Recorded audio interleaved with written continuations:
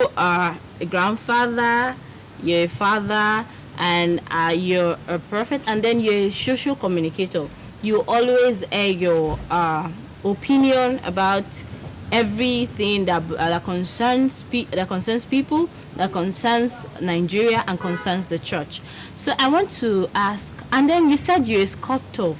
That's very beautiful. I want to understand how you've been able to manage all of these personality and add value to people, because I'm very sure your children will be very well. As in, I just want to have a scenario of how it looks like having a sculptor as a father, a grandfather, is a preacher, is a politician, and is a rare gem as these. So I just want to understand how you've been able to fuse all this and manage all of this.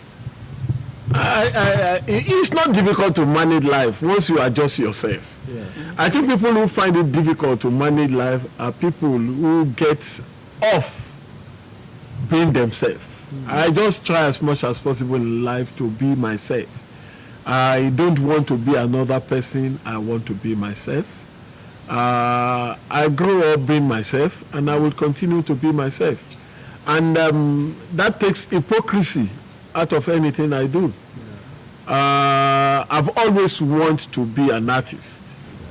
In school, I paint, I draw, and I remember the first time I got an admission at University of Jos. They were saying that I should come and do theater arts. No, theater arts is also creative. You know, it was Sonny Oti then who was head of department of theater arts. It's a neighbor. My father was a professor of African history, University of Jos, and so then Jos was okay, wonderful place to live in.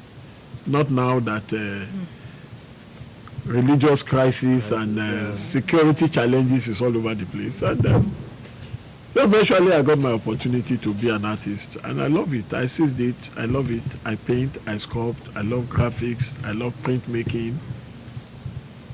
And I was doing that. But along the way, I've always also been an activist. Activism has always been something in my blood. I think I got all this from my dad because he played a bit of politics also those days in Western Nigeria.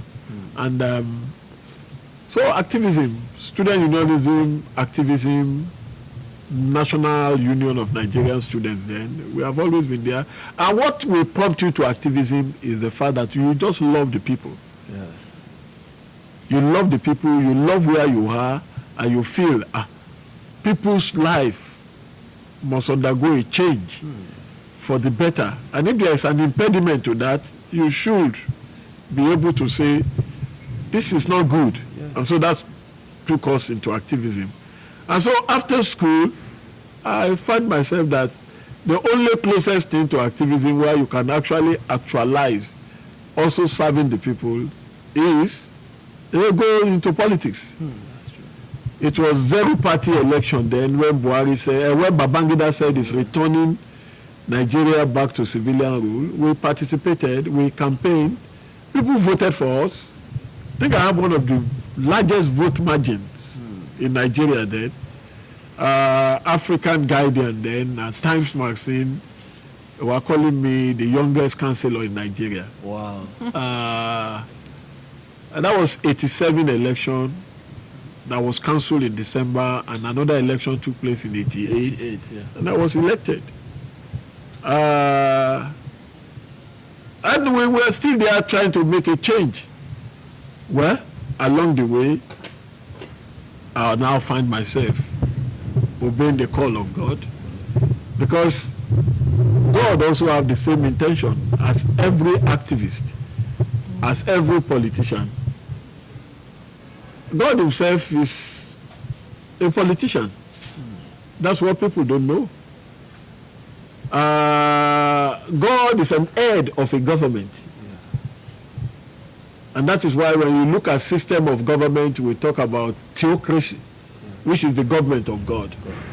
And in the theocracy, you have the men of God in government.